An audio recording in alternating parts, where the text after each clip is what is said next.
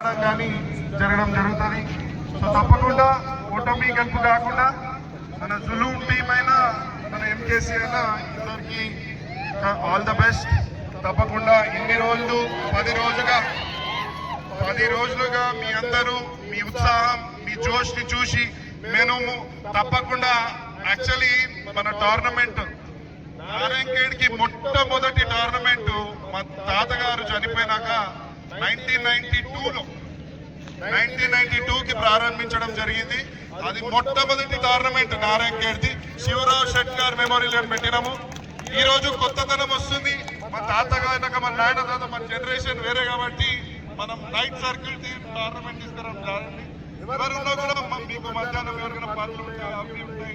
ఎందుకంటే పిల్లలు అందరూ 20-30-40 సంవత్సరాలు అందరూ పని చేసే ఉద్యోగం చేసే వివిధ విధాలుగా చాలా పనులు చేసే కాబట్టి నైట్ టైం ఏముంటారంటే 7 నుంచి 10-10:30 వరకు ఎవరెక్కడున్నా వచ్చి అందరు మధ్యలో కూర్చొని ఇదొక ప్రోగ్రామ్ ఇదొక క్రికెట్ టోర్నమెంట్ చేయాలని మేమందరం ఊళ్ళో మన భూపాల్ మన ఆర్గనైజింగ్ టీం మన చైర్మన్ చాలా మంది ఒక 4 days గా ఒక ఆర్గనైజింగ్ టీం ఒక దగ్గరకు వచ్చి ఈ టోర్నమెంట్ చేయడం జరిగింది. సో తప్పకుండా అదే ప్రోత్సాహం మా తాతగారు ఇచ్చినందుకు నేను మా అన్న కలిసి ఈ టోర్నమెంట్ పెట్టడం జరిగింది. ఇది ప్రారంభం మాత్రమే. ఇది సీజన్ 1. తప్పకుండా ప్రతి సీజన్ దీన్ని పెద్దగా చేద్దామని చెప్తున్నాను.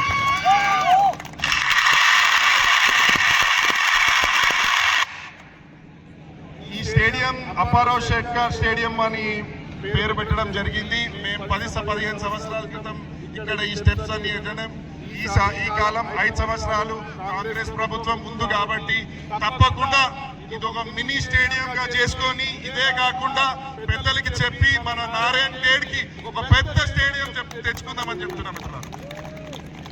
తప్పకుండా అందరూ మళ్ళొకసారి మీ అందరికీ ఆల్ ద బెస్ట్ చెప్తూ మీ అందరి ప్రోత్సాహము నారాయణఖేడ్ ప్రజల ప్రోత్సాహము ఈ యువకులకి తప్పకుండా ఏ యువకుడికి ఏ విషయంలో ఏ ఇబ్బంది ఉన్నా ఈ రాకేష్ షెట్కర్ ఈ సాగర్ షెట్కర్ ఉంటారని మీకు మరొకసారి చెప్తున్నా మిత్రులారా.